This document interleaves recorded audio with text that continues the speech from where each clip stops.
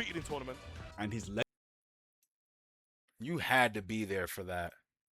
He was really undefeated in tournament, bro. And I need y'all to see something. legendary feud.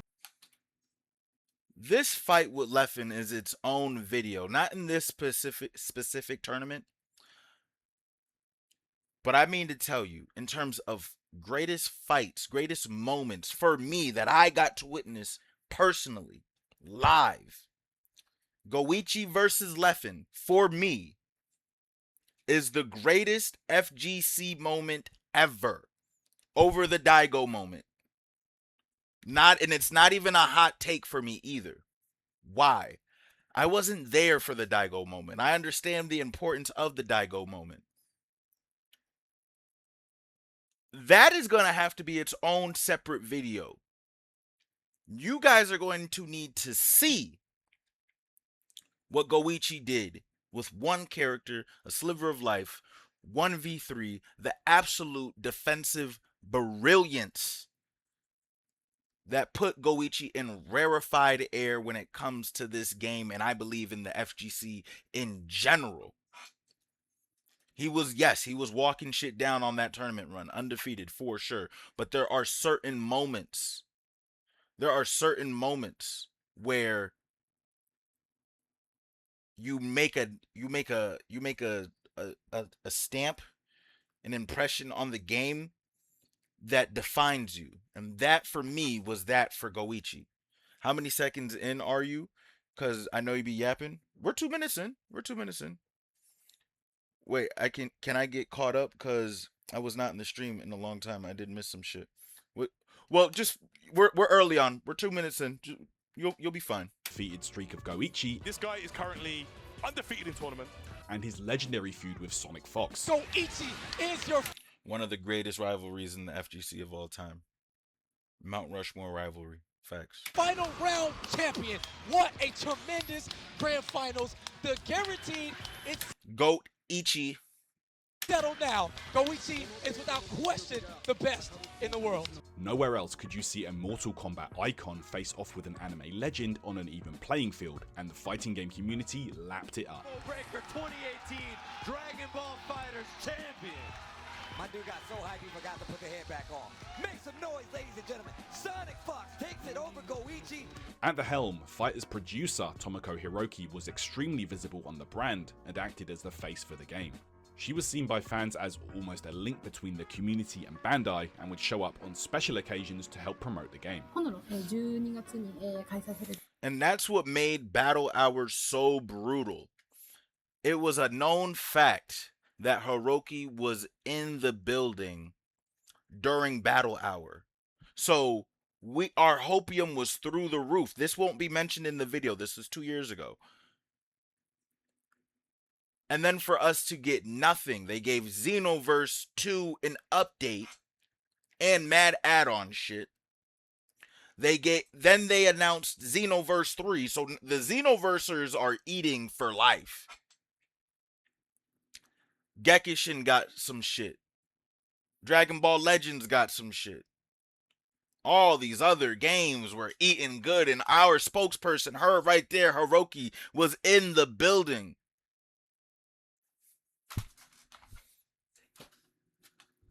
And nothing. ジャパン All eyes were on DBFZ, as in June of that year, Beyond the Summit, who are usually known for their big Smash Brothers tournaments, ran the Summit of Power, giving us an exciting preview of some of the players to look out for in the world. You see that man right there?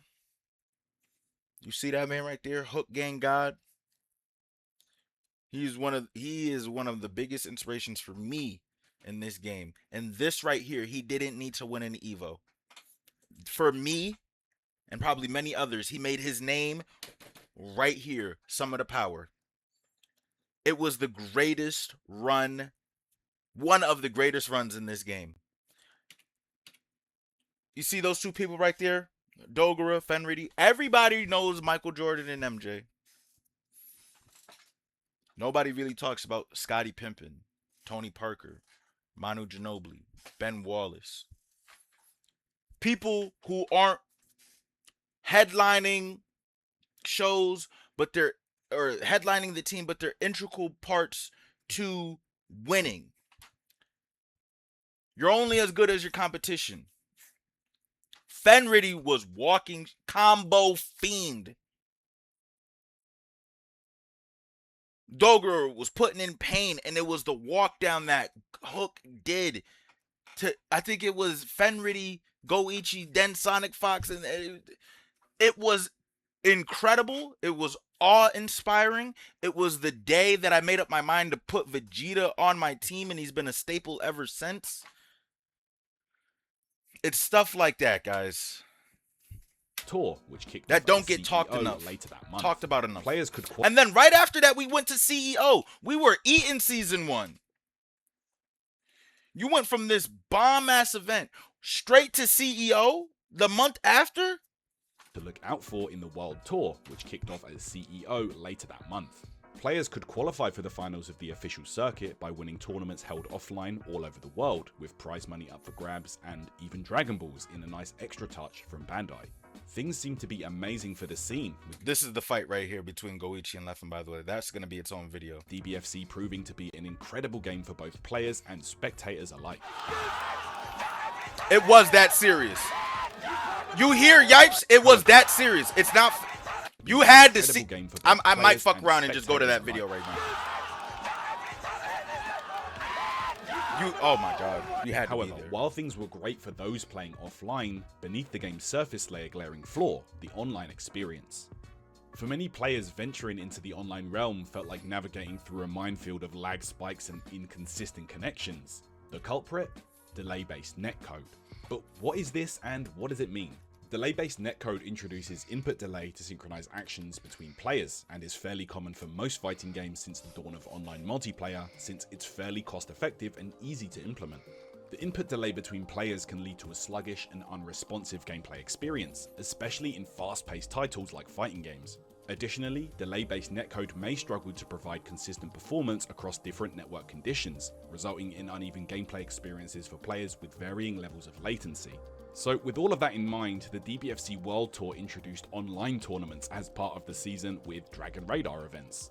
Dragon Radar events were held offline at select majors and online on a regional basis worldwide, with first place receiving free air travel and hotel for any of the 7 upcoming Saga World Tour tournaments to attend, or even the last chance qualifier tournament at the finals of that season. And he will earn himself a trip to a Saga event.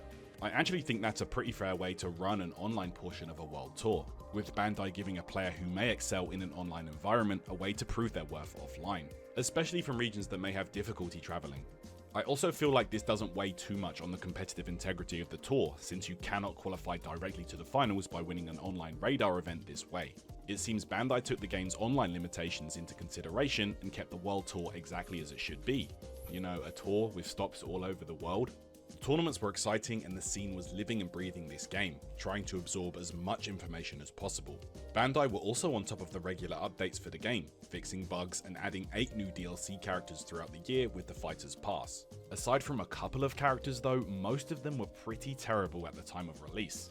EVO 2018 was monumental for the community, with 2,576 players descending upon Vegas to play DBFC, making it the most popular game in signups for that year.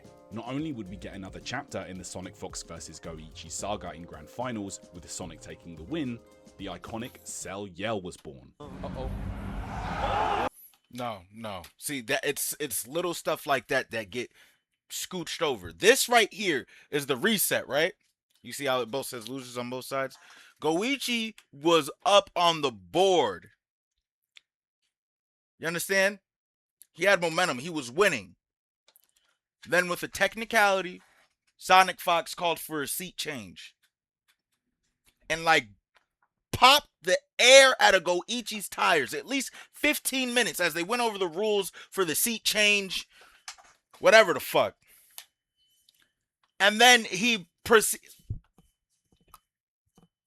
I'll never forget that shit.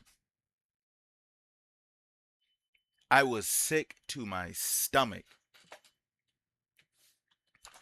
And you could see it on Goichi's face. See, you see how they just walked past this shit? This is what I'm saying. We need a documentary. That 3-0 that it looked like is not what it was live.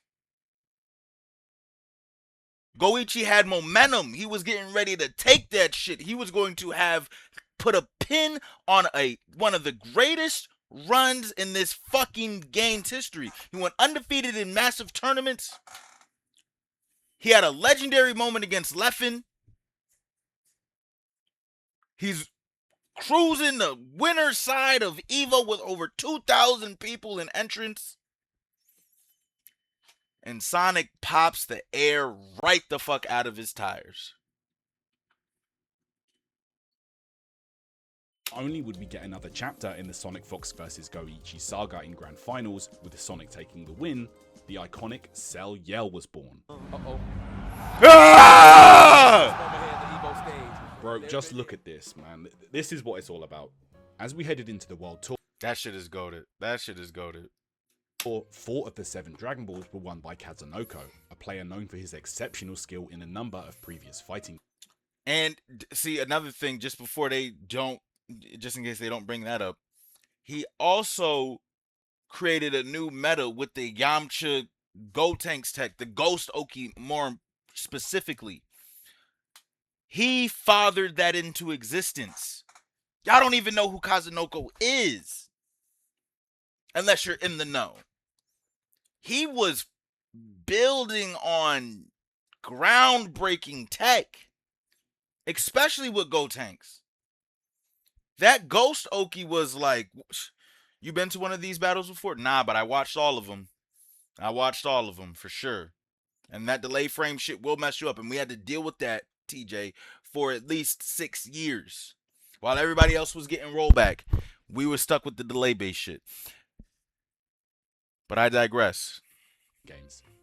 Winning 4 Saga events in a single World Tour season was a remarkable feat. His success may have surprised fans who were accustomed to seeing more diversity in tournament winners, and undoubtedly led to discussions about game balance. Yeah, Kazunoko usually picks whatever the cheapest strategy is in any game he plays.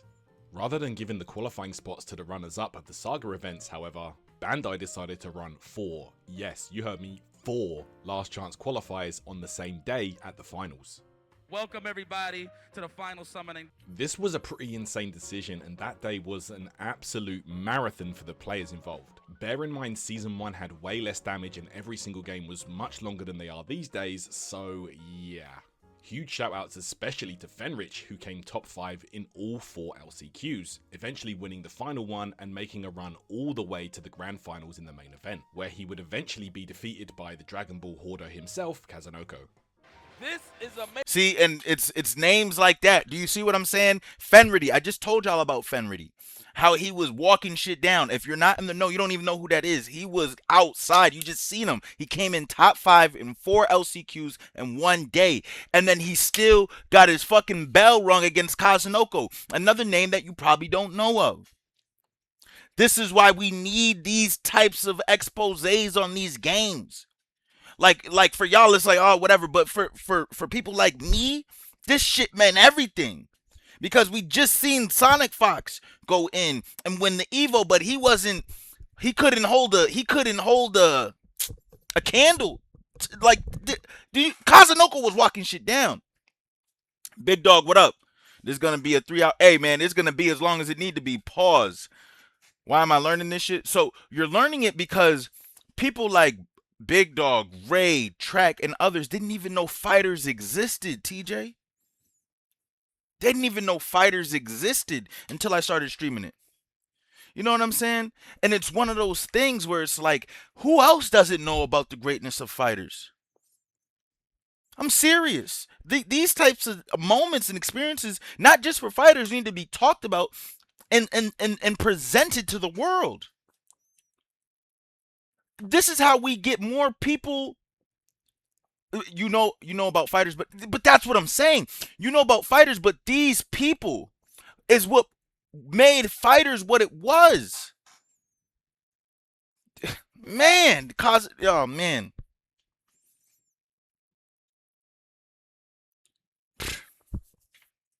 Look at this. Also during the World Tour Finals, someone somewhere at Bandai messed up royally and posted the FighterZ Pass Season 2 reveal trailer early, showing Videl, Jiren, Broly, and Gogeta Blue. It was quickly taken down, but because this is the internet, of course, it was reposted everywhere. Hiroki revealed it after the grand finals anyway, but undoubtedly someone was fired for this mistake. Much to the delight of the dedicated player base, a second year of the World Tour was also teased. This is the perfect way to close out the first season of a World Tour, new DLC on the way, and also another pro circuit. This is a great move from Bandai, and they really knew what they were doing back then. The Season 2 update would officially drop in March of 2019 and included a complete character balance overhaul and various bug fixes. We would also get a very special trailer and character release on May 9th, or Goku Day. This would change the game forever, or at least for the rest of the year. In June of 2019, the next season of the World Tour was announced. This time we would see 16 players qualify for the finals instead of 8, and introduce a global leaderboard to keep avid players hungry to travel and attend as many events as possible for a shot at qualifying. I think a lot of people forgot about this, but Bandai actually removed the online tournaments from the DBFZ World Tour for this season. This could mean that perhaps they became aware of the negative feedback and wanted to focus fully offline with various tournament stops in the form of Tenkaichi events and the bigger Red Bull Saga events Don't scroll past that name. This is when Wawa was starting to be born and bred into this shit. He just beat Fenritti. The seed was planted. Again. and the bigger Red Bull Saga events happening all over the world. They did it! More new characters and trailers were being dropped regularly at big events, and the DBFC hype was at an all-time high, despite the game being dominated by the terror that was GT Goku, one of the newest DLC characters that was seen as the undisputed best in the game. EVO this year was yet again an outstanding event for the game, with the most fitting grand finals you could imagine. The rematch between Sonic Fox and Goichi. They met in the finals, with Goichi overcoming his rival amidst an electric atmosphere. Keep it simple, there it is, Goichi, your Dragon Ball fighter. Bro, I cried real tears this day, bro. Cause you see that there was no reset. He got him the fuck out of here. No reset. Winner side again. This is what I'm saying. One of the greatest rivalries, bro. Atmosphere. Keep it simple, there it is, Goichi, your Look at he's shaking, bro. Dragon. Amidst an electric atmosphere. Look, Keep it simple, there it is, Goichi. you're only as good as your Dragon. competition, bro. You're only as good as your competition, bro. You're not crying like that. You beating No Name Nathan. He got hold last Evo and then redeemed himself. Ball Fighters 2019 EVO Look at him. champion. Look at him. Look at him. There were several problems with this season on the competitive front, especially as time went on. The snapback and universal fuzzy meta were heavily abused by maybe around 10 to 15 characters, and any tool characters were pretty much written off completely due to getting opened up non-stop. So scary because pretty much any block with assist leads to a fuzzy, like anywhere on the screen. Which, looking back now, was terrible. I'm sorry, anybody looking back at this season and misses it, you are out of your mind. This was awful. The other issue came with balance. From March until the end of the season, we didn't see any game balance changes, so of course, GTA Mania was running wild. Brother. The second year of the game culminated with the World Tour Finals in Paris, France in early 2020, and couldn't have gone any better. Insane attendance numbers, outstanding matches, including perhaps the greatest grand finals in DBFC history between teammates and rivals, Goichi and Fenrich. Goichi came out the gate with a perfect, That's a perfect. and Fenrich answering back with a perfect of his own. Do y'all understand what the fuck just happened? In Tekken terms, imagine 3 no-round browns, right? And then the person that just got no-round browned perfected 3 times. Imagine him doing the same thing to his opponent. Reverse 3 no-round brown perfects. What the fuck? This set was just insane, and it doesn't get any better than this. The viewership for this event was also the highest for any Red Bull-backed esports event up to that point. I am the strongest. We would also get some incredible reveals with FighterZ Pass 3, showing 2 fan-favorite characters, Kefla and Ultra Instinct Goku, and huge gameplay changes such as Assist Select and that was the beginning of like the best part of Fighters for me. Season 3, when you got to change your assist, it was huge. It was huge. Limit Break, which would make your final character more powerful. The future was bright and DBFC was looking absolutely white hot, an unstoppable force in the FGC, and proved it was here to stay as a staple of any big fighting game event. Fast-breaking developments in the virus emergency in the US and around the world. The World Tour Finals finished on the 9th of February 2020. 1 month later, the world would be turned on its head as the virus outbreak would be declared a pandemic. COVID really fucked a lot of shit up, bruh. Damn. Pandemic and a global emergency. Like almost everything else at the time, this caused all major fighting game tournaments and events such as EVO, Combo Breaker, and CEO to get cancelled due to health and safety concerns. These events serve as key gathering points for the FGC, providing opportunities for competition, camaraderie, and community building. It goes without saying this was a huge blow to the scene and, of course, the DBFC community. With so many of the major events being cancelled, the player base was forced to adapt, leading to a surge in online events. I feel like the last tournament that I streamed, really this was the same match. While these tournaments provided a lifeline for the community, they also highlighted the shortcomings of delay-based netcode in a remote setting. He is really going for DRs, man. Fully aware of the environment. PS4 Online, do it. With so many online tournaments happening around this time, influential figures within the FGC, including players, tournament organizers, and content creators, started advocating for better netcode solutions, such as rollback netcode. It's absolutely embarrassing that a game in 2013 is what the standard of 2019 cannot reach. This is a term thrown around a lot, but what actually is rollback netcode? Rollback netcode is a networking solution used in online multiplayer games to synchronize the game state between players over the internet. Unlike delay-based netcode, which introduces a fixed delay between player inputs and game actions, rollback netcode focuses on prediction and correction mechanisms to minimize the impact of network latency and ensure smooth and responsive gameplay. Notable examples of games using this at the time were Skullgirls and Killer Instinct, which were praised for their online experiences. However, Japanese developers most likely didn't know how important online would be to fighting game enjoyers at the time. I mean, how can you blame them? They didn't know what was going to happen. Arc System Works' newest game at the time, Grand Blue Fantasy Versus, was released during this period unfortunately, and despite being a great game, was sadly doomed to fail in terms of offline competition, as it never got a chance to be featured at big events for the first couple years of its lifespan. Yep, delay-based strikes again.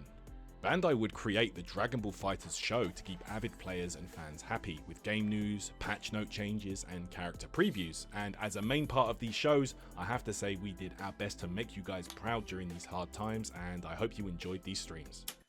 Nah, see, this is why, again, Tyrant, where's his boy at?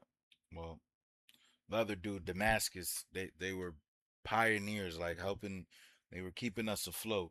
But another thing, like, that I want to bring up is, like, they were like the face of it, like Bandai faces, helping us through these tough times that was COVID. You know what I'm saying? Giving us some type of entertainment, some type of something. But let's not forget about the streets. Let's not forget about the underground. Like, this is around the time where I started to learn about Bum and the HOC and the events that he was putting on.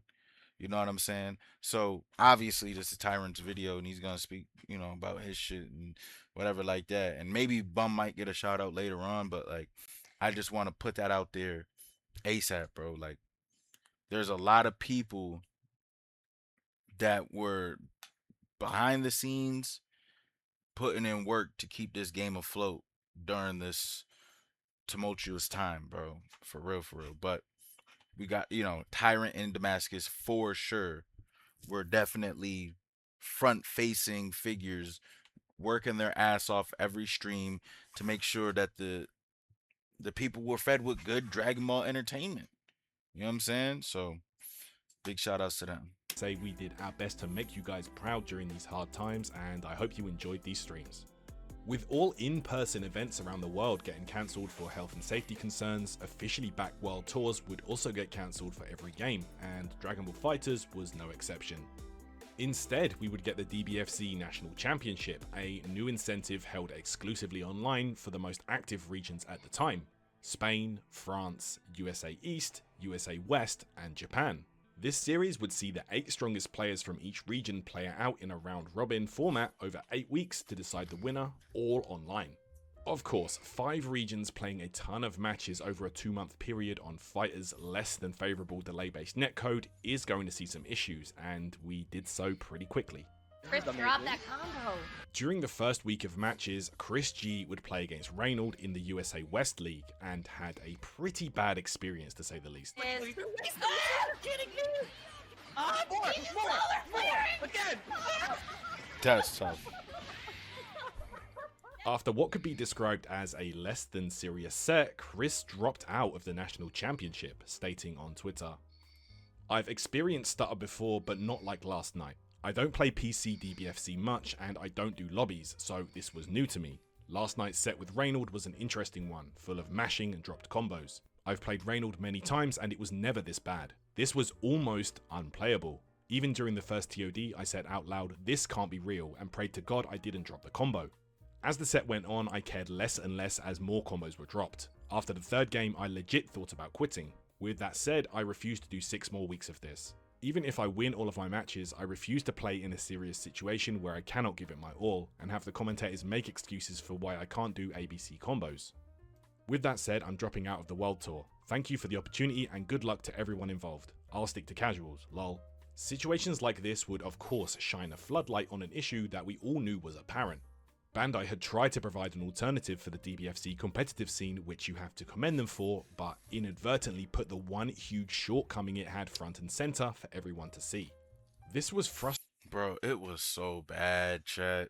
I don't think y'all understand. The pros were going through it, but us on the underground, we had to swim in this filth too, bro. Like, it was just rough. And then you see all these other games, like he said, Skullgirls, Killer Instinct, and all the newer games that were being released have, rollback the netcode, and it was filth. It was bad. Frustrating for the community, as over time, the more online tournaments that took place, the more of an issue this was becoming. Everyone I play online is so laggy. I mean, it isn't like we had a choice, but it was an increasingly heated topic of discussion. Drama aside, the National Championships concluded in December, with the last remaining DLC characters for Season 3 revealed at the Japan Finals, which in a somewhat controversial move was played offline while all the other regions had to decide their champion online. Super Baby 2 and Super Saiyan 4 Gogeta were announced and we all absolutely lost it. No way! Looking back at this, it's crazy how hyped the game was despite us still not having any offline events. Arc System Works were also working on Guilty Gear Strive around this time, the latest release in their storied franchise. Despite the first closed beta for the game using delay-based netcode, the devs seemingly listened to the community's cries for an improved online experience, and confirmed the final release of the game would in fact use rollback netcode instead, which they were currently developing. Around this time, the devs faced mounting pressure to address the netcode controversy for existing releases, most notably DBFC. While acknowledging the community's concerns, they cited technical challenges in retrofitting rollback netcode into that specific game. During an interview in July of 2021, Takeshi Yamanaka and Akira Katano of Arc System Works spoke on the matter, stating, "On a purely technical side, is it feasible? Yes, it is. However, it is extremely difficult to retrofit rollback. Because the game was not designed with rollback in mind, you can never know where the program is going to start behaving unpredictably." From these comments alone, you can see that improving the online experience of DBFC was never a case of simply recoding the online portion of the game. It's also possible that the limitations of DBFC's delay-based netcode persisted due to a number of factors. Technical or hardware constraints, or even other priorities within the development team, such as Strive, which they could have shifted full focus and budget towards at that time. It would have also been down to the publisher to fund this, and maybe Bandai didn't think it was worth it. Fuck Bandai. Despite the challenges the scene faced around this time, the FGC persevered, showing resilience in the face of adversity. Oh, look, yeah, facts. There you go. The GOAT. The GOAT. Can't talk about DBFC without talking about Bum 163, bro. Facts. He was really holding shit down, especially during I'm so glad yeah, facts. He-led initiatives and online gatherings kept the spirit of competition alive, showcasing both strength and unity. That was a bad decision. Taking place in early 2021 was Dragon Ball Games Battle Hour, which acted almost as an online convention for all things related to Dragon Ball games, and also featured some exhibition matches and showcases for FighterZ, the Dragon Ball card game, Legends, and more. It used this online lobby system where you could meet up with friends and other viewers to watch the content live in a virtual hub. Pretty cool idea, honestly. We also got to showcase Super Saiyan 4 Gogeta at this event, and watching this back, it was really fun to see some of your reactions to this guy. At the time, it was thought that perhaps he could also be the final DLC character for the game, but oh god. 2021 went on, and the pandemic showed no signs of slowing down. With offline events seemingly not coming back anytime soon, and the online national championship results being seen as almost illegitimate by a majority of the scene, and with no way for international competition to go head to head, it was hard to say which player or region was currently the strongest. The French community had been grinding and leveled up massively during— I told y'all about Kaiden, dog. I'm telling you, Kaiden was really outside, bro. He loses this match, but this is what I'm trying to tell you, in bro. lockdown. So much that a lot of people, the EU scene mostly, thought that they may be the best right now. Especially with the decline in the Japanese player base, who were the most dominant the last time offline events were held. This is around the time the French really started to heat up. I'm telling you, bro. I'm telling you. Please, somebody out there. I'm doing what I can with my reaction to this video, and with it being 2 years old, but there needs to be a detailed, deep dive into this shit, bro. These players deserve their shine. You know what I mean? All of them. Especially the French on this, when we get to this part, we're 2021. They really worked hard, man. A lot of people in the States and a lot of people in Japan, they were, falling off, going to other games with better netcode, and the French, they just really leaned in and said, we love this shit. And let's just say their hard work pulled off. I really don't think you should even be mad at Bandai. You're trolling me. Fuck Bandai for life. You do it. I'm not that technical. Of course, with social media, tempers flare and egos clash, and before we knew it, a simple discussion of tier lists flared into an entire France versus US debate.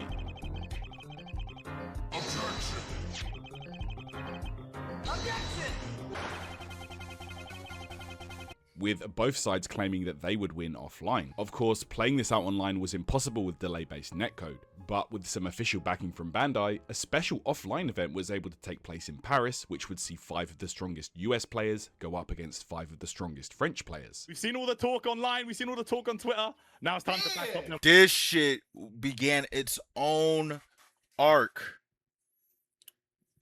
Ah, man, I really wish, dude. I really wish. This shit right here, bruh. The French versus, oh my, bro, it's one of those things. I can't recreate this type of hype shit, man. You just had to be there. The shit talk, me even doing this isn't doing what I'm trying to explain any real service. It's giving you guys a glimpse, but god damn it, you just had to be there, man. You really did, because the energy was palpable. The smoke was real.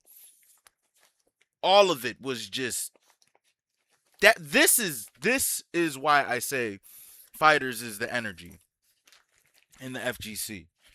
This was like, God, this is what the FGC is all about. And this is what I'm still trying to put forth to this day, honestly. You know what I'm saying?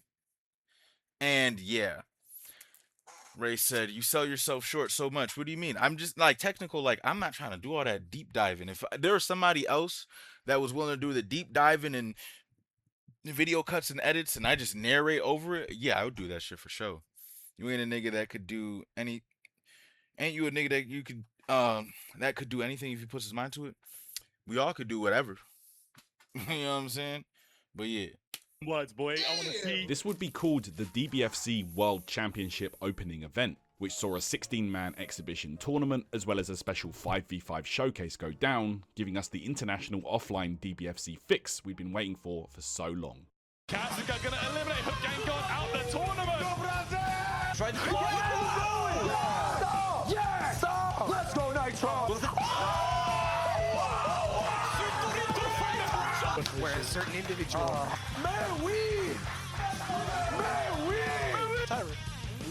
This shit was so lit, bro. This is 4 bars. He's going to kill. Jonathan's going to stick on it to the best. Mix. Oh, the pain train. That's going to be punished. And Kane getting the dredge, sending the kill sage out. That's second set. Nice one. I can't run. I'm telling you, Hook. I will never underestimate Hook's clutch potential. Yeah! Look at America, we smiling, brother! Die! God! My man literally went for DP into Spark. As the dust settled, France would emerge as the winners, and their training had clearly paid off. And as the name of the event suggested, this year's pro circuit would be titled the DBFC World Championship.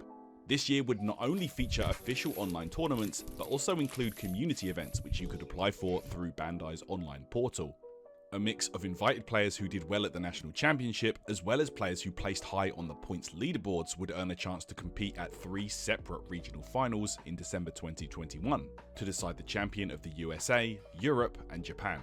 The highest placing players here would go on to the World Championship Finals, which would be held offline at a later date. In the FGC, we use the phrase World Tour or Pro Tour or something similar to describe an entire season of tournaments or events officially backed by the publisher. Note how Bandai did not use that phrase at all when describing these online-only events, such as the National Championship or the World Championship. But yeah, an all-online season, even if it results in an offline finals, as far as I'm concerned, cannot be a tour. So, kudos to Bandai for not false advertising that. Competition was fierce, and around this time in-game, it also felt like a big turning point. See that man right there? Hikari. That's when we started to see the birth of some of these new goats around this time. It was right here we were getting glimpses of what Hikari could do and what he could become. Again, this is just a brief overview of all of this shit. This shit could go on for 4 hours. I'm just saying. Please do your homework. And if there's a Tekken one or a Street Fighter one, send it my way. But again, the FGC needs more of these types of videos. For the meta of DBFC, as a game previously about lockdown block strings with assists and high-low mix, was shifting more towards fast-paced neutral and heavy use of defensive assists instead. With no new announcements for DLC on the horizon or an official Season 4 to drive increased interest, it was down to the community to band together and hold it down once again for DBFC. This is actually where we would see several players emerge from online and settle into an offline environment extremely well. Zane is one such player to do so, who qualified for the North American Regional Finals through the online leaderboard, and absolutely showed out when it came to playing offline in what was his first in-person tournament ever. For his very first offline tournament, far from home, in the That shit was US hype. finals, will be in the top 8 tomorrow, Posey. He not only made it out of a very tough group which featured players like Sonic Fox and Nitro, he placed 4th overall, directly qualifying himself for the World Finals. Hype. This is pretty much unheard of, and to this day, Zane is still killing it in DBFC and is a great person overall, so keep up the good work, my friend. Shout out These to offline Zane. events were cool, however they were not for everybody and only a few could attend.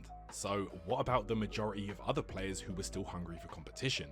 Well, they would have to stay in the online trenches, at least for now.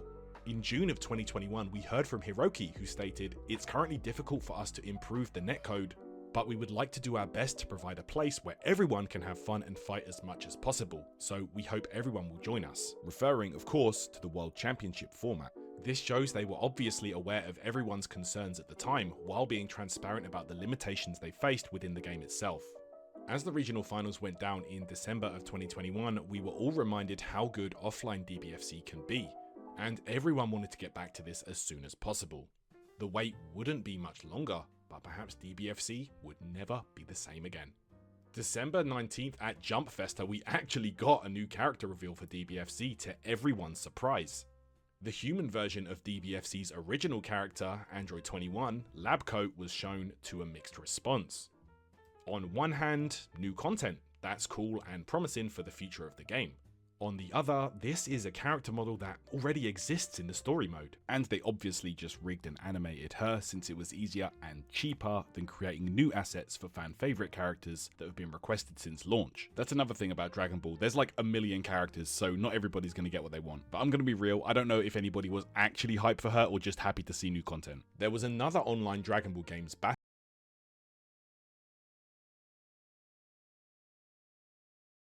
hour event in early 2022, which featured I was just I fucked up. I was on mute. I said I was just hyped to see more content. I didn't give a fuck about 21. We'll go that. A team tournament for fighters where limited characters were available for use per team. However, everyone was able to use the to-be-released Labcoat 21 as a preview, and man, this is where we all realized they may have made a mistake with this character. Stop. Oh, my goodness. If they're not ready, stop. What is? Oh, show him. I don't understand what pain is. This bitch ruined the game. He said may have. Let me run that back, because you one as a preview, and man, this is where we all realized they may have made a mistake with this character. May have isn't even the Tyrant, they fucked the game in perpetuity with this bitch. They stabbed us in the heart and they kept the knife in for a year. Spin the win. Spin the win. That shit was real. That fucking command grab you're about to see. Nerfed your attack. Shout out to Ray for the sub. Nerfed your attack and buffed her attack for the remainder. So whoever just got command grabbed and this is his last character, you're fucked. That spin to win shit, it was all bad. She could just do anything. And if you didn't have her on your team, you were considered trolling. Oh, my goodness. If they're not ready, stop. What is? Oh, show him. Yeah. Oh, there's his damage debuff. Oh, yeah. Where you going? Towards the end of the show, Hiroki once again made an appearance to talk about the future of the game. Needless to say, what was said, or rather, what wasn't said, ended up leaving fans feeling extremely disappointed.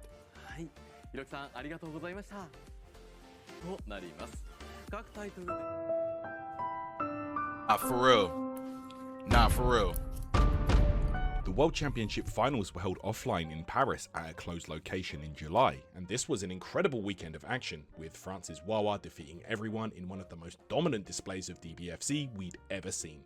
3-0, 3-0 in top 8. He didn't drop a game. He didn't even drop a game. He did not drop one match. As we moved through 2022, things were finally starting to get back to normal. Offline events were opening back up, with Evo announcing they would be returning to the Mandalay Bay in August of that year. With DBFC again being a game selected for Evo's lineup, it would be the kickoff for yet another world tour, which was extremely exciting. Dragon Ball Offline, this is where it belongs. What wasn't exciting is that Android 21 Labcoat almost killed the game, and was actually DBFC's first banned character due to her being so broken. Trust me man, she wasn't just bad for the players, the TOs were suffering too. This was a dark time, man. Nah, I don't even want to talk about it. Nah, I'm good. No. I do. Well, I already talked about it.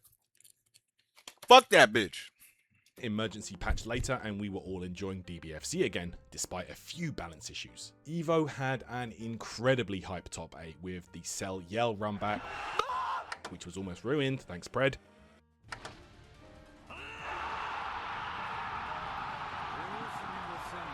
And an electric Grand Finals featuring Wawa and Nitro, a run back from the World Championship Grand Finals, in what is still the most viewed set on Evo's YouTube channel, sitting just behind Evo Moment 37.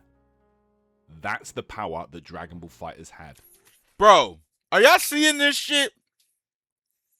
Y'all had to be there, bruh. You know what? I'm gonna end up yapping. Forget it. After the medal ceremony, to everybody's surprise, Hiroki took to the stage. Then, it finally happened. Bro, this is the beginning of the end. This is the beginning of the end. That's all I'm gonna say. This was 2022, right? 2022? This is the beginning of the end, chat. That's the power that Dragon Ball FighterZ had. After the medal ceremony, to everybody's surprise, Hiroki took to the stage. Then, it finally happened. We have decided to implement. I shitted myself when she said that, bro. The whole community, the whole world shitted themselves. We didn't even need the translation. All we heard was roll back to, and it was like, oh, no, oh, bro, we're getting an actual game, bro. Rollback netcode to Dragon Ball FighterZ. Thank you. They had actually done it. 4.5 years after release, the announcement of rollback netcode for DBFC was met with significant enthusiasm and relief within the community. It was seen as a positive step forward for the game and was welcomed by both casual and competitive players alike. This was it, despite the news that development on additional DLC content had now stopped, and according to them, DBFC is now fine-tuned to perfection, yeah right, but the game can live on forever and be played by people all over the world, with community tournaments receiving a much-needed lifeline at the time. Players still trained hard, with the World Tour running alongside the confirmation that we would one day be getting an improved online experience. One gripe competitors had with this season, however, and rightfully so, was the weight that online tournaments had on the leaderboards. Players could earn up to a massive 880 points from online Tenkaichi events, providing they were of the highest tier of 128 and up entrants. Compare this with the 300 points you could get from winning an offline power event, or even 550 points for winning the only Power Plus event, EVO, and it still isn't as much. This in a way does take away from the players who are putting in work to travel and earn points, and towards the end of the season it became a real struggle for points between the players who were close to making it into the finals. February 2023 brought some good news to the scene, with EVO announcing their game lineup for that year. Much to the community's excitement, DBFC would get another spot to keep players grinding hard before the finals. Dragon Ball FighterZ back again. March 2023 would see the first offline Dragon Ball Games battle hour take place in Las Vegas. Bandai put on a great show for attendees, including plenty of giveaways, a viewing party of the latest movie, Dragon Ball Super Superhero, I hate that name, and a live musical performance from the legend himself, Hironobu Kageyama. This man is just amazing, honestly. The matches were electric, and it being the first World Tour Finals with a real crowd in over 3 years made it worth the wait. That was it. Oh, that was it. But don't confirm. Oh my God. Wait. Fenrich would at long last claim the World Tour trophy, which had evaded him since Season 1. And despite winning the LCQ and coming so close to taking the tournament, Francis Wade fell short at second place, but still, that was a run of a lifetime from him. After the matches had all concluded, Hiroki again took to the stage. Surely we would get some info on the rollback update we were hungry for, right? Well, she gave us just that and revealed a beta test that would be taking place in spring, as well as confirming another World Tour for the game. That beta test, by the way, was only for PC players. Console niggas were not allowed. And this is where the disdain for the PC players began. That is the seedling. Just saying. They also showed a preview of the next entry to the Budokai Tenkaichi series, which would later on be officially titled Sparking Zero.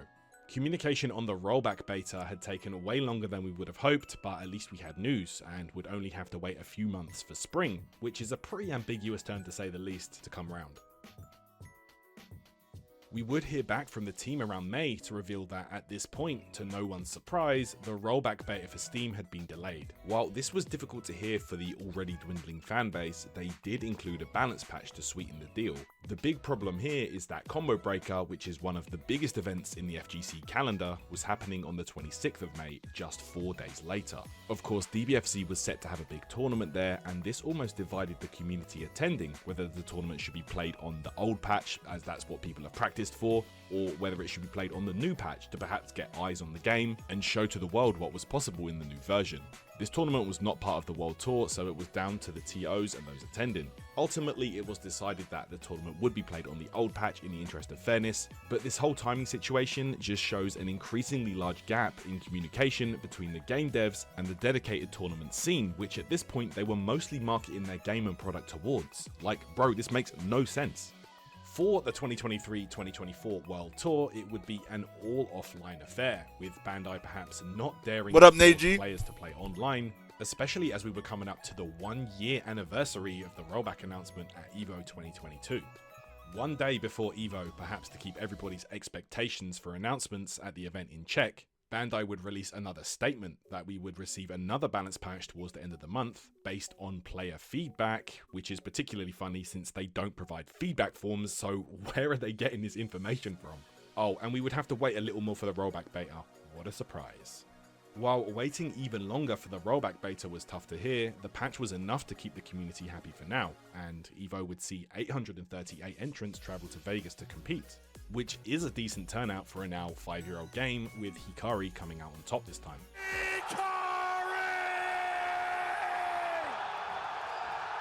A GOAT was born that day. After the top 6, a GOAT was born that day. That year, as expected from the statement put out before EVO, there would be no announcement from Hiroki. Later that month, we received the aforementioned balance patch to a mixed response. This was fine, but people were becoming growingly more concerned about the status of the DBFC rollback update. No further information on the beta, and people were beginning to think, did we imagine that? Like, did that actually happen? It was over a year ago, and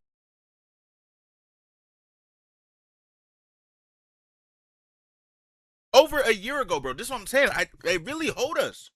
I wasn't making this shit up. We was really waiting a whole year for the beta, not even the joint, not even the official release for the beta. So, Ray, when I say fuck Bandai, it's really fuck Bandai, bro.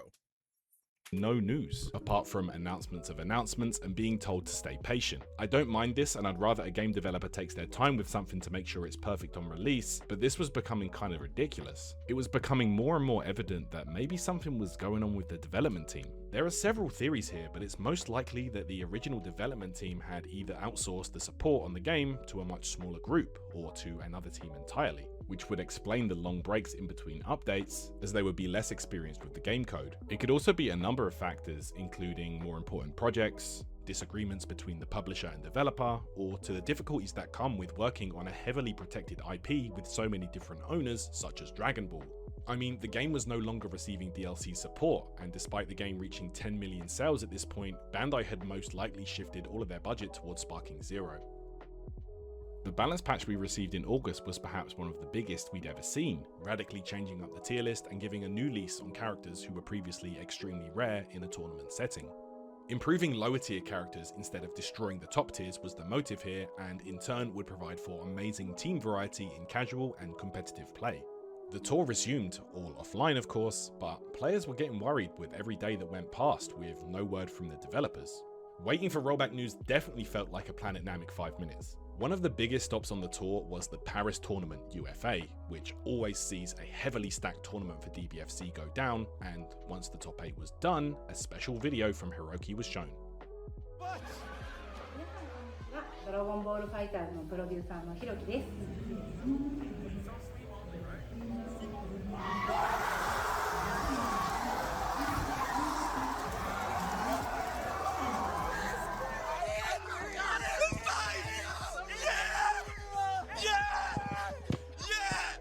Finally, we had a date to look forward to, and it started in only a few days' time.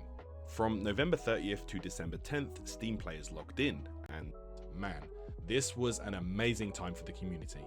This beta test had been a long time coming, but the connections were smooth and everyone was loving it. Damn, dude, this game is fun. Oh shit, this is a much different game than I played before, and that game was pretty fun, despite the online. It's too good. Sure, it wasn't perfect and it had a few visual and audio bugs, but that's almost to be expected of a beta. Yeah, there's like visual glitches, look, like right on cue. Hopefully not a sign of things to come.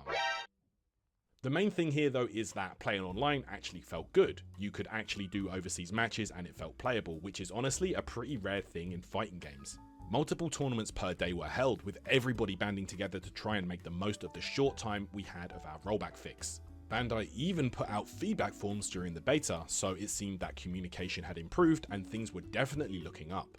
The community even tried to push for Bandai to just leave the beta up until the final version was ready for release, and honestly this wouldn't have been a bad idea. Some of the bugs were weird, sure, but the netplay was actually functional. December 10th came around and as originally planned, back to delay based. Or not for half the player base who just stopped playing entirely at this point, with a huge drop off in numbers.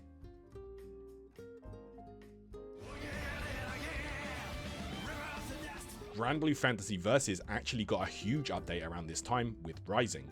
Ironically, this was an Arc System game which came out 2 years after DBFC and would get a fully fleshed re-release with an upgrade from delay based to rollback before Dragon Ball did. With the and crossplay, by the way, and crossplay. Finals coming up, this was kind of rough for those training to compete, as playing from home was once again very difficult. Los Angeles was the location for Battle Hour this time and would see 12 players compete for the trophy. As usual, Offline FighterZ delivers and we had a great show. Lucar from Florida takes out Yasha. Zayn, we take an absolutely dominant game number 1 here over in Zayn. 2-0. And there you have it, guys. Wade just needs to finish this and he will be going to the grand finals. Despite Bandai doing Spark and Zero reveals on the main stage during the grand finals of another game, pretty strange marketing choice, but okay, whatever. The finals ended with Hikari taking it, becoming the 3rd person in DBFC history to win an EVO and a World Finals. Hikari, your EVO champ is also the Dragonball FighterZ World Champion! And Wade coming in 2nd for the 2nd year in a row. After medals, we got an announcement, and let's see what Mama Hiroki had in store for us this time. Hiroki's bae, by the way. Nothing. No date, just another announcement of an announcement. One positive here is that she said the team did acknowledge the effort the community put into organising events during the beta back in December. There were fans holding out for hopes that maybe Bandai was planning an upgrade for DBFC for the PS5 and Xbox Series, similar to Granblue got with Rising, perhaps a bundle with all the DLC and the rollback upgrade for a discounted price, or something like that. EVO's announcement or crossplay show went down in early February and DBFC did not make the cut. This was a huge blow to player base morale, as for the first time since the game's inception, it would not be featured at the biggest fighting game tournament in. That right there was like the tea leaves were set. It started with, you know, when didn't it start? You saw the lab coat shit. You know, you saw how we were waiting on top of waiting for the rollback beta. This right here, and you know, the hopium was still. This is when it was like, oh, it's over, isn't it?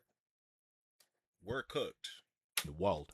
No news of a date for rollback, and with EVO usually acting as a kickoff for the world tour, but no sign of that happening, it was looking bad for the remaining player base. Suddenly, out of nowhere, on February 28th, Dragon Ball Games tweeted that the PS5 and Xbox Series versions of the game, as well as rollback for all platforms, was coming out as soon as tomorrow? Maybe they didn't know at the time, but this still feels like something they could have announced at Battle Hour. It was only a month prior. I don't know, man. Just feels weird. I mean, from a marketing standpoint, it doesn't appear like they were trying to make any extra money on this. It's a free upgrade with no actual extra content. Guess if you think about it from their perspective, they didn't even really have to make a rollback update, right? They already sold 10 million copies after all, so time to focus on the next Dragon Ball game. I guess you gotta give them credit for that. They made this because the fans wanted it. They didn't need to do it. But That's maybe true. Recoding the game was harder than they expected, and they That's went into true. development hell, or I don't know, it could be a number of things really. But anyway, it dropped. Players downloaded the game and were met with one of the worst next-gen upgrades of all time. Crashes, DLC not transferring, controllers not working, visual bugs, and whatever this is. I've Look never at seen a this shit. game-breaking bug that doesn't actually break the game like. Look at this shit, bruh. Why was the beta better than the actual official release?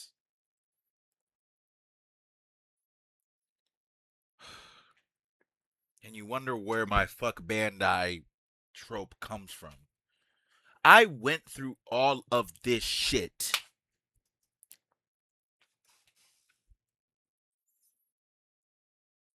Couple more minutes, bro. Just you can't make this shit up. This before, and since it only happens when viewing as a spectator in lobbies, it meant online tournaments couldn't even take place right now to celebrate the launch of the one thing we were waiting for so long. Ironically, online tournaments was the community's way of keeping the game alive, and the thing that Hiroki commended the scene for in her video at Battle Hour. Even the character models in the new console versions were changed, seemingly for the worse. Evidence of the update being extremely rushed and lazy came to light as user and artist R-Creeps posted a video explaining what happened and why just a few days later. To iterate, this is how the PlayStation 4 version looks. Pretty standard, nothing out of the ordinary, right? And this is how the PlayStation 5 version looks. As you can see, the textures as well as the shading are now broken. You'll also notice that they've subdivided the models. That is pretty evident given the fact that they have rounded out the eyes as well as just the general model itself. You can see that the hair has more polygons because it's smoother. I didn't even know about this part. Look at how they violated. Oh my god. And you wonder why I say fuck Bandai. You know how beta works, right? They listen to pro players and then ruin the whole thing. Happens every time. Pro players are influencers or people who will bring them in money. The thing...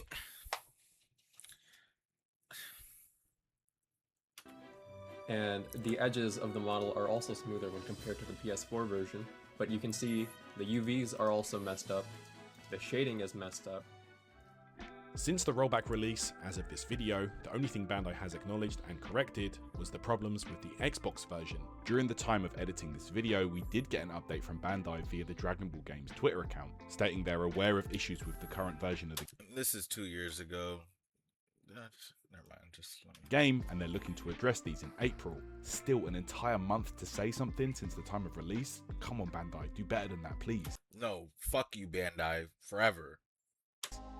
It's sad and kind of ironic to see the game which once stood out from the pack of Dragon Ball games published by Bandai as an example of how Arc System's passion and vision could create something so meaningful to so many people, but judging by this release, became just another rushed, broken down title. When a game release is this catastrophic, radio silence from the developer is never, ever a good thing. On March 8th, Dragon Ball's official Twitter account announced that the creator of Dragon Ball and manga pioneer Akira Toriyama had passed away on March 1st at the age of 68 to acute subdural hematoma. Rest in peace, Akira Toriyama, man. It's hard to put into words the impact he had on the world and will continue to have until the end of time. I've already given my thoughts on what Toriyama's works meant to me personally in another video, but this seems like a good endpoint to the video, as without his vision, this legendary fighting game wouldn't even exist. Amen. It's hard to say what the future holds for Dragon Ball FighterZ, since right now we're in a weird place with regards to the current state of the game and seemingly dwindling developer support. A fighting game can never die as long as there are people playing and supporting it, and there are still plenty of people interested in super dashing and TODing their opponents. Whatever happens, DBFZ will go down in history as a passion project from a dream team of Arc System and Bandai to break the mold of what we ever thought a Dragon Ball game could possibly be. A game which, like the series, became beloved worldwide and united so many people regardless of language barrier, race and background, since we can all speak the language of fighting games and of course, Dragon Ball. I've been Tyrant, thanks for watching, and I'll see you in the next video or stream.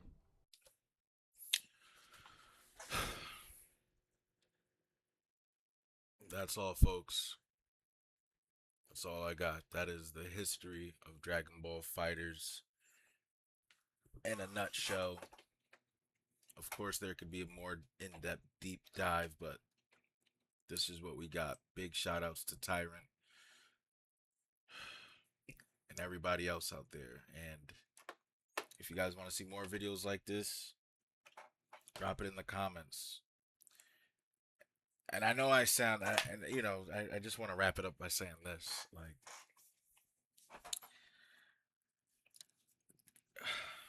it wasn't always this bad. with fighters, and now I'm just exhausted by it because it's like everything that you guys see me harping on and screaming about, you guys got to see it, and with a timeline and everything like that. And I know I can be, a loudmouth and just be flapping at the gums, but that comes from a place of hurt when it's with fighters, not hype. I'm hurt. I'm a hurt player. Okay? I love this game. And they have the resources to do better, and that was 2 years ago. And we've just been violated ever since. Like I told you, the battle hour that happened this year, we got spit on. Yet and still here I am, fighting for this game. It just hurts. And I hope anybody that's new to the FGC doesn't have to experience this kind of betrayal. That's what it is. It's betrayal. Betrayal to the fan base, the players that work so hard. Yeah. So, but the FGC needs more of these videos. They need more of these videos to help push the narrative of this game. What's going on, Star? To help push the narrative of this game, to help push the narrative in general. We need more videos like this. So if there's a video essay for any fighting game that you would like to put me onto, let me know. But for now, like, share, comment, and subscribe. And we will see y'all in the next one.